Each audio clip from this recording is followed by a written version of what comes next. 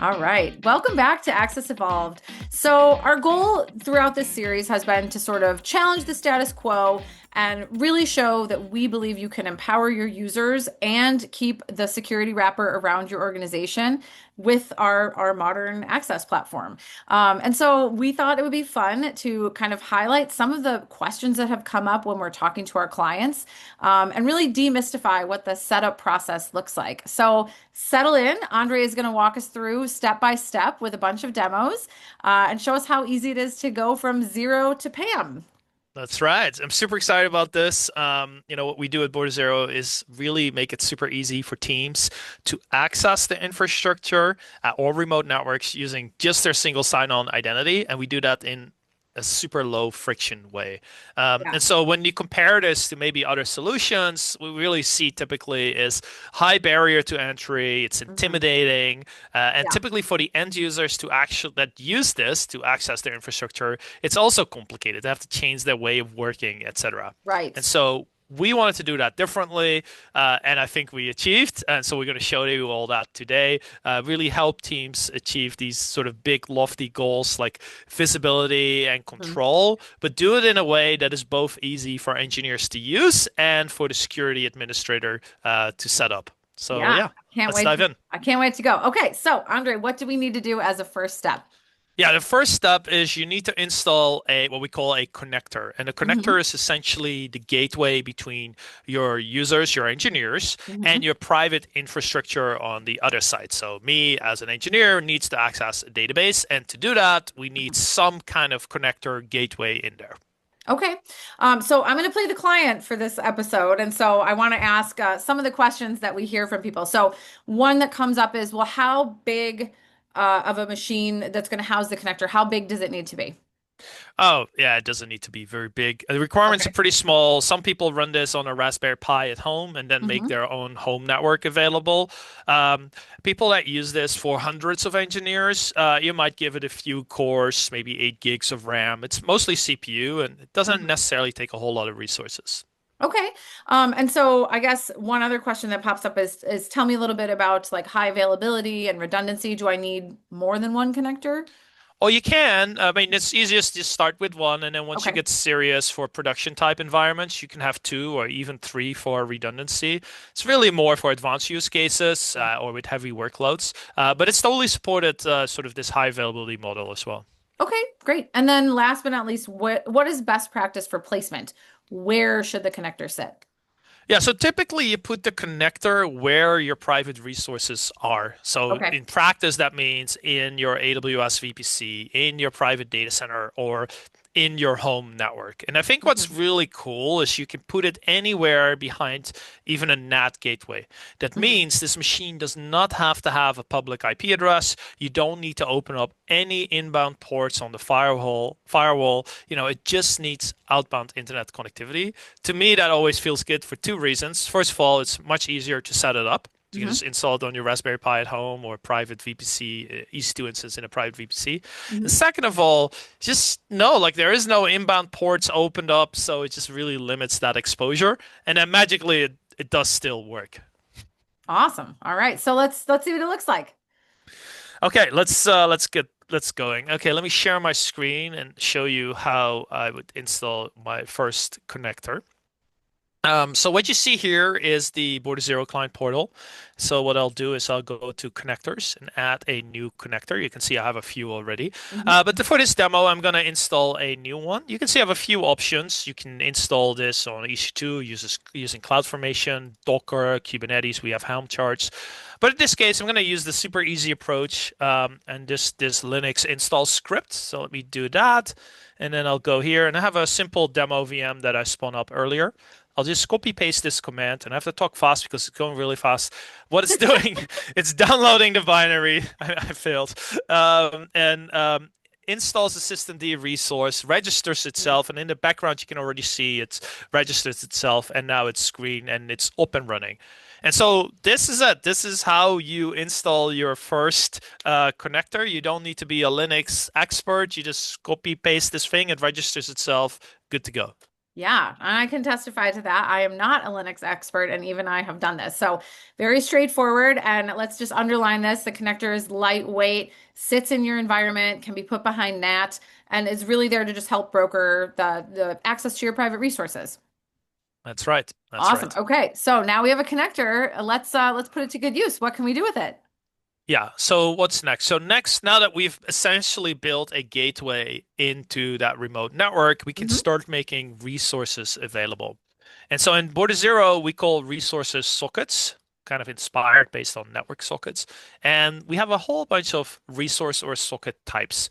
And so when I think of Border0 is you can think of it as a modern day VPN, ZTNA. So you can make available networks like a subnet router or an exit node, or much more advanced resources like layer 7 applications like Kubernetes or SSH or Hmm. MySQL, MongoDB, RDP, S3. Like there's a whole bunch of stuff you can do. And we can take a look at that later. But Okay. let's start at the sort of bottom of the stack, like the All right. typical VPN gateway use case. Okay, so I'm going to make available a subnet.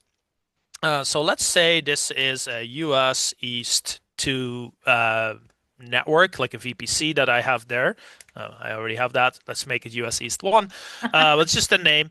And then you make available IP ranges. So let's say 10.10.0.0/16, which it happens to be the VPC subnet range I have.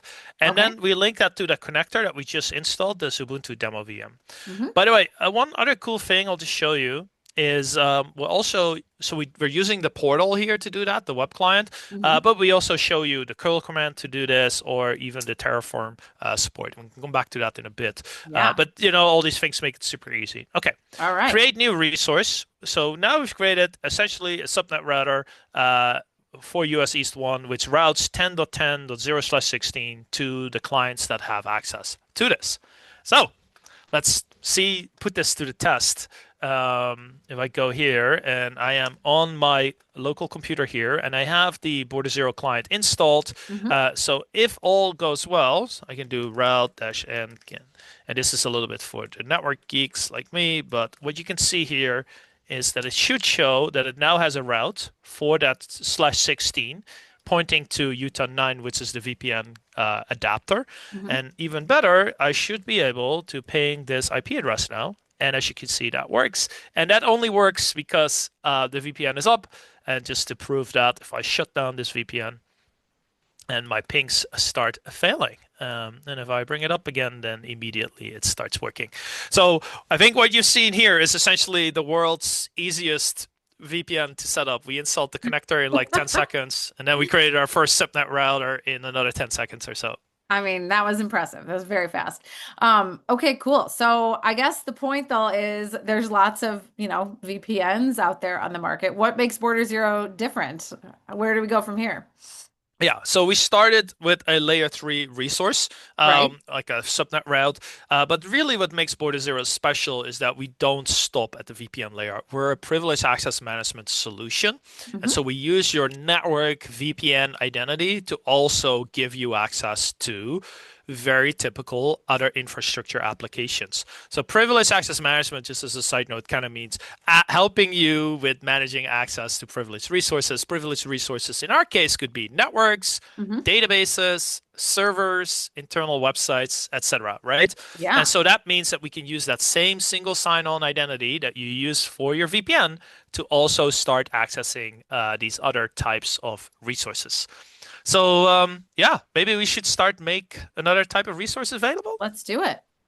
Yeah. Okay. Show me a layer 7 socket. Okay. What shall we do? Okay, so I'll go back to my connector, the one that we just installed. Hmm. That was this one, and we'll go to sockets, and we can make available something else. So maybe we can make available a database, Shelby. Yeah, let's do it. Let's Okay, do so a let's MySQL Okay, database. let's do a MySQL database. You can see we have a few different ones. So we've RDS. So I'm just going to click this sort of vanilla MySQL database. MySQL US East 1 VPC is, I think, what we called this Yes. thing earlier. And so then you configure some upstream information. Now, this is a very basic test server that we make available. But if this was truly RDS, I could use an IAM role. We could put in for credentials and stuff. We can put in links to AWS Secrets Manager, parameter store. We can use TLS Mhm. certs, IAM roles, etc. Mhm. Again, we link it to the connector that we just installed. So that will be the gateway, and we create a new socket. And so now we've created a new resource called MySQL US East 1. Okay. So if I go to my little client here, you'll be able to see that there should be a new resource called MySQL US Got a lot of East them there. 1.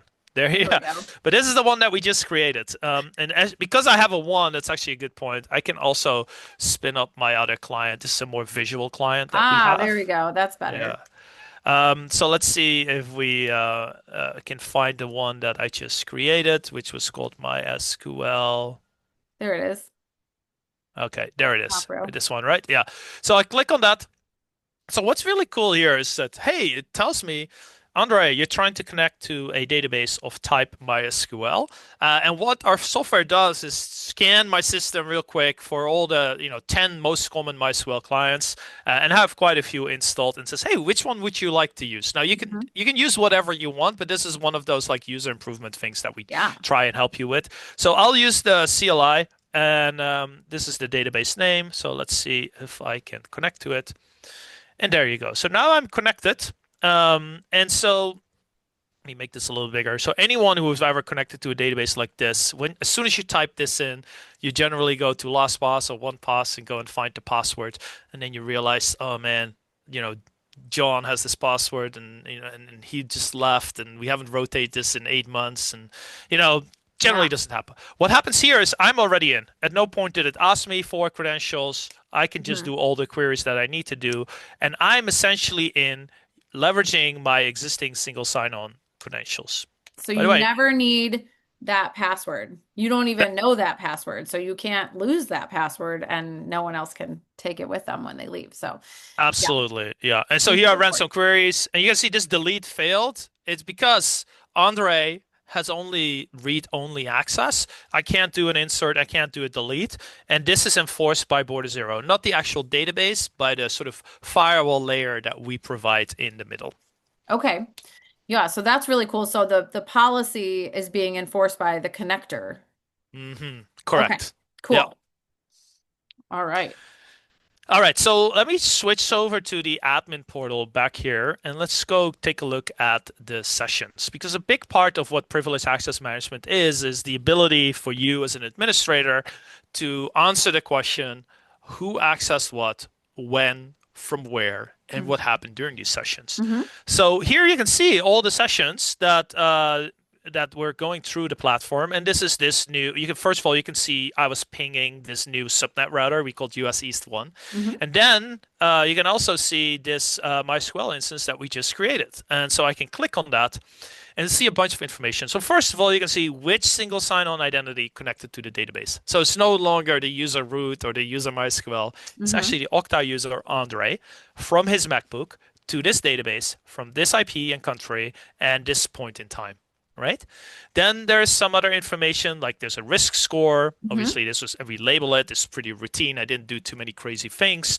A little TLDR and a subject, and this is all generated with LLM, so using some AI stuff to give Mm-hmm. you a bit of a human-friendly things. And then here you can see all the queries that I just executed, like that select star, and then I tried to do the delete, which was denied by policy. So quite a bit of visibility.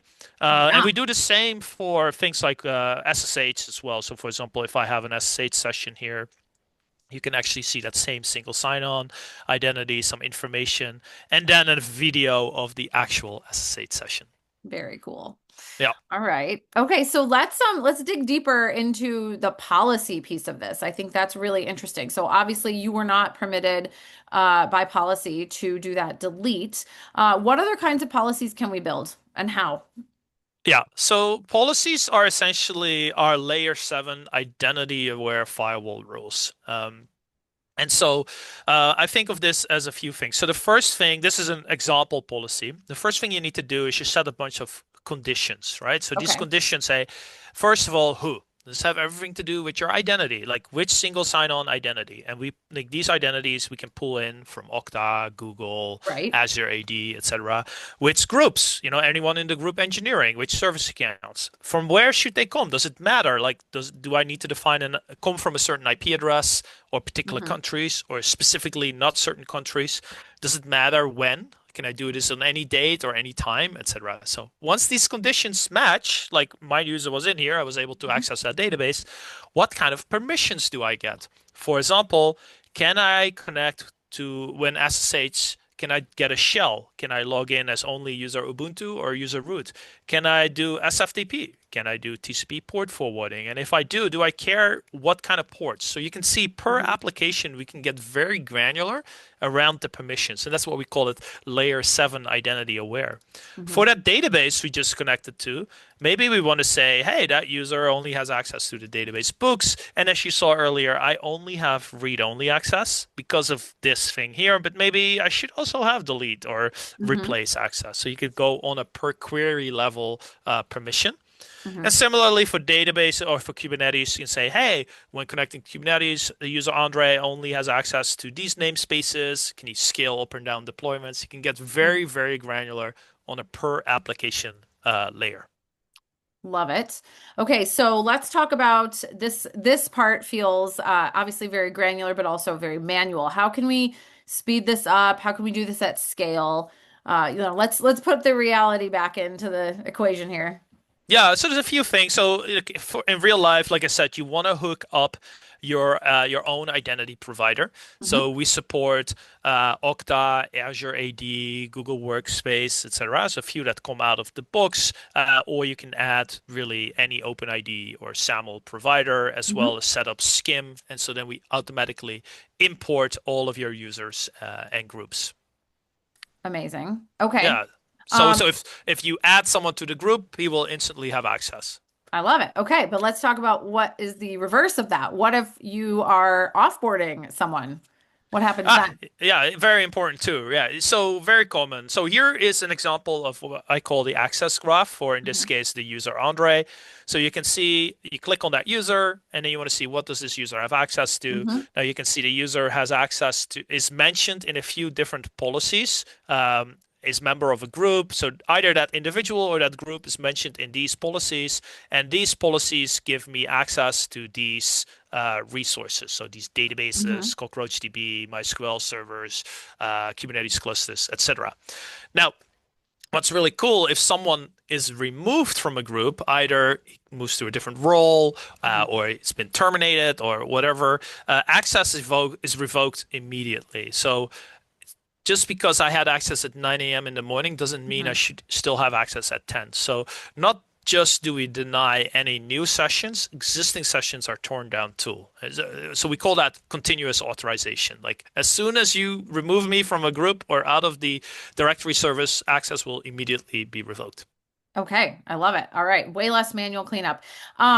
Let's talk about escalations. So that's another, kind of thing that pops up a lot when we're on client calls. We talk about this. We operate from a kind of a zero standing privileges model. So, for example, no one should have access to like a prod environment without getting approval.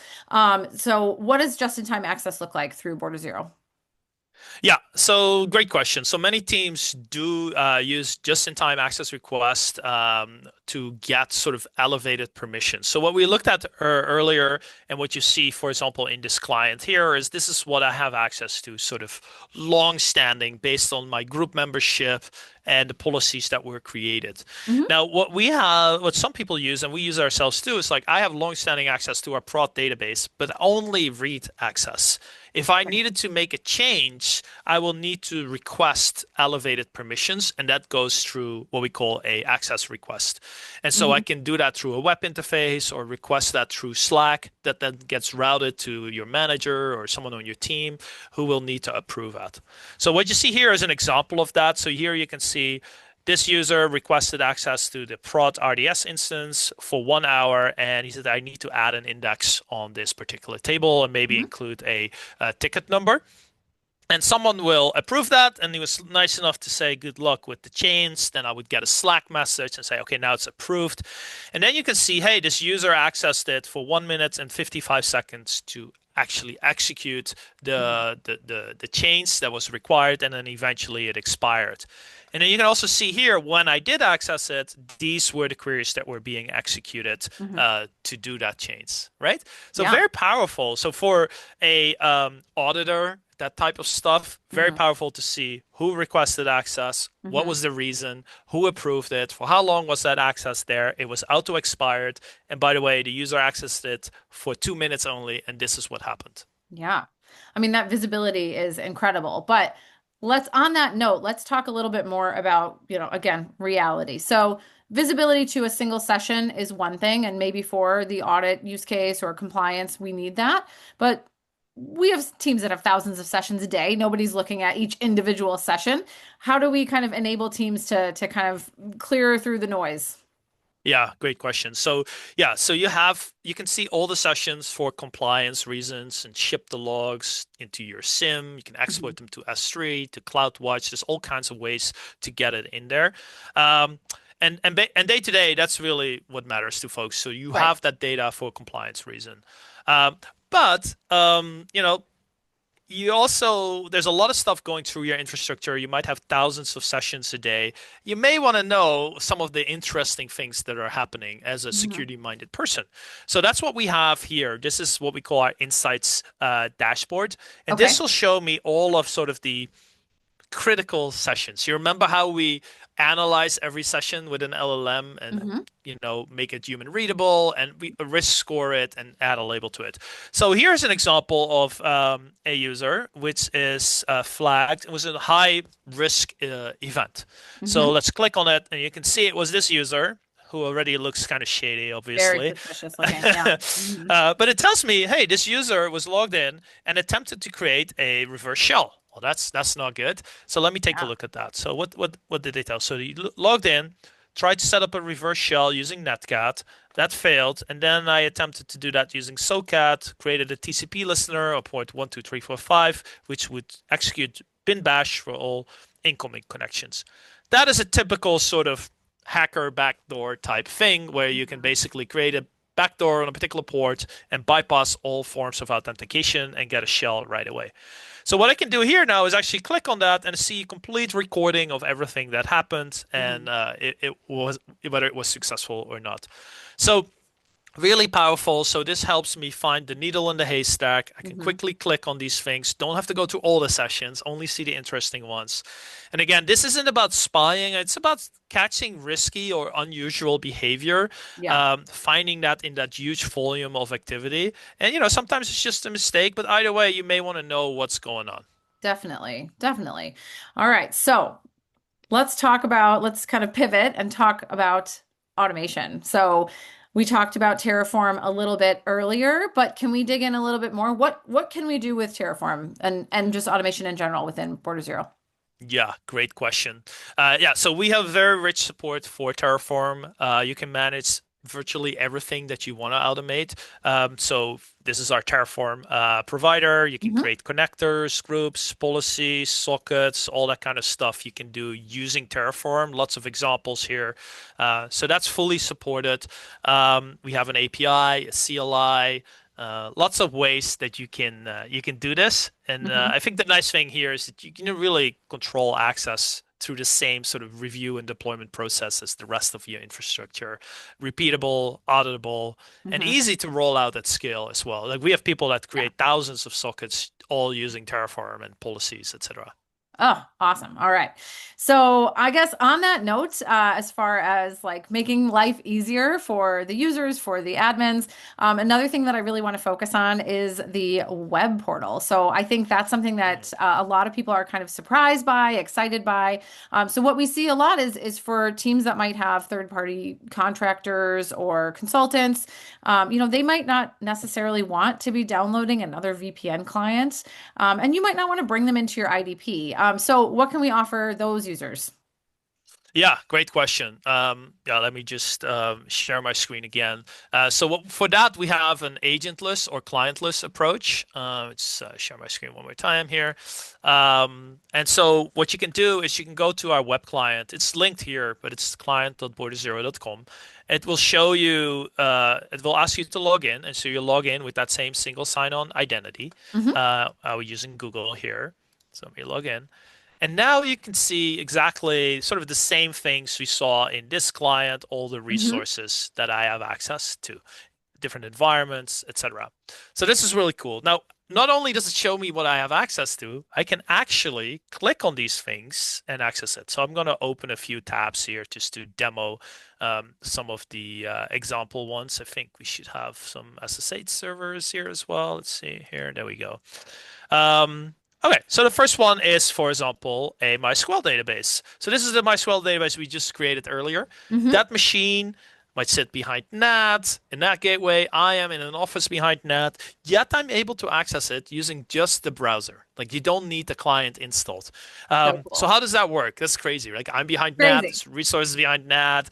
How do we do that? So what we actually do is use a technology called WebAssembly, which allows us to execute in the browser a full-on WireGuard Border0 VPN that sets up an encrypted connection from my browser to the connector and then renders, in this case, this MySQL or Postgres or MongoDB web client, right? So from a technology perspective, already really kind of bananas. Every Yeah. tab here has its own private IP address. We're living in Uh, the future. yeah, but what's really cool is like it actually makes it super easy for folks to access it, and which is really powerful Yeah. if you don't have access to the client or you can't install it, etc. Now let's focus a little bit on this. So this is a database client. So we built this Hmm. beautiful web client on top of that. I can execute queries. I can see historical queries. I can see the schema of this database, etc. Let me execute a query. Okay, great. Well, maybe I am not a database expert and I made a mistake. So instead of typing limit, I type in lim. Okay, let's do this. Obviously, that fails. But we have a little AI helper here that can help me fix this query. So it knows this query failed. It's going to analyze, it knows the context of what I'm working on, and it says, Hmm. oh, actually, you can also see this diff, and it helps me. The next time you want to type in limit, not lim. Okay, cool. I apply that and execute it again. There you go.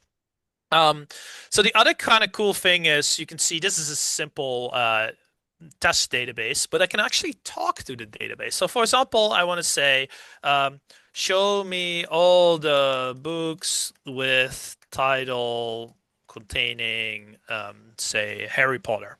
Right? I'm Hmm. not a database expert, so I want it to help me generate the query that is needed for this. And as you can see, it generated the query. I would probably not have easily come up with this. I hit execute and I can see only Harry Potter books now. Very cool. Literally talking to this. And it has context, so I can keep chatting with my data. Hmm. So how many are there? Pretty vague, but it knows that I'm talking about Harry Potter books. So what it will do now is Hmm. update the query and it says, yeah, 4 books. Pretty cool, right? Very cool.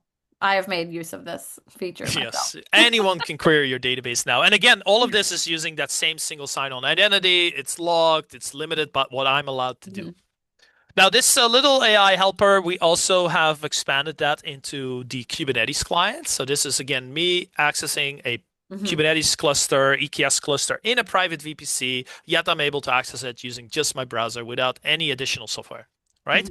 Hmm. So here you can see, for example, all the pods. Like Kubernetes is very popular, but not everybody is a Kubernetes expert. Turns out, though, that a lot of Kubernetes tasks are like pretty standard. Like I need to see Hmm. all the pods in my cluster. Okay, that's what we see here. Here's an Nginx pod. Okay, I need to see the logs. Something is wrong. Okay, let's stream the logs so here. Now I can quickly analyze the logs of this particular pod. Or maybe I need to get a shell into that container. Okay, well, we just do an exec, get a shell, and then use my browser to do all of that work. Again, you don't need to use this. You can use K9s, Lens, kubectl. It's just Hmm. another tool in your toolbox to really easily interact with, in this case, the cluster. Maybe I want to scale up or down a cluster like this same deployment here. I can just scale it down to 3, scale it down, boom. and now a second later. All of this through the web. I don't have to fiddle around with So YAML cool. files. Yeah. If I want to fiddle around with YAML files, I can do that too. So maybe I want to set it back to 4. I can just edit this YAML file, see a little diff of what we're changing, apply it, done. Now notice there was no kube config files being shipped around that I had to fiddle with. All of this is Yeah. using my existing single sign-on identity, and all of this is logged and recorded. Right? Yeah. Now we have other clients. So for Windows, we have a web-based RDP setup. You can use whatever RDP client, but in this case, I'm using just the browser, private VPC, private EC2 instance using my browser and using my single sign-on identity. The same for SSH, etc. Anyways, this is something I'm super passionate about, and I think it's super easy to use. Yeah, it's so cool. This is basically showing us that really anyone from anywhere can access and interact with these different resources without needing to necessarily be an expert, and it's all recorded and guarded by the policies. So really, really flexible. Awesome. Well, okay. I didn't set my watch, but I think in well under an hour, you can see how easy it is to get started. We've set up a connector, access some of our private resources, walk through how to scale this for your organization, how to automate some of these things. So if you've been hesitant because you thought PAM would take weeks to roll out, hopefully this shows you how low friction it can be. And in return, setting this up, you get faster onboarding, instant offboarding. You can really implement those least privilege policies. You have audit ready visibility. So anyway, huge thanks to Andree for all of those demos. I know that was a lot, but yeah, any parting thoughts? No, I mean this is amazing. I think I hope it showed that it's like a lot easier to get started than people might think, and it's also very pleasant for the engineering teams to use this. Keep using whatever existing tools or benefit from these additional, clientless interfaces. So I'd say go forth and secure your infrastructure. All right, I love it.